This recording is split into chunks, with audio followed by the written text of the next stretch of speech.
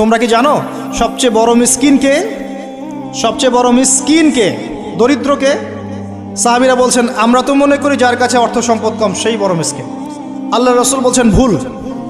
শোনো, সবচেয়ে বড় মিসকিন সেই ব্যক্তি যে ব্যক্তি পরকালে অনেক নেকি নিয়ে উঠবে, নামাজ, রোজা, হজ, যাকাত, ওমরা, হজের নেকি, বিশাল বিশাল নেকি। এরপরে সে দেখবে সামনে মানুষ দাঁড়িয়ে আছে, কারো গীবত করেছে, কাউকে তহমত দিয়েছে, কাউকে অপবাদ দিয়েছে, কারো টাকা চুরি করেছে, কাউকে অন্যায়ভাবে জুলুম করেছে, কাউকে পিটিয়েছে, কারো সম্পদ লুট করেছে ইত্যাদি। তখন আল্লাহ পাক বলবেন শোধ করে দাও। কিভাবে শোধ করা হবে? ফেরেশতারা জিজ্ঞাসা করবেন, আল্লাহর পক্ষ থেকে হুকুম আসবে এই ব্যক্তির নেকিগুলোকে ওদের আমল নামে কনভার্ট করো। বলছি শেয়ার ইট পাস করে দাও।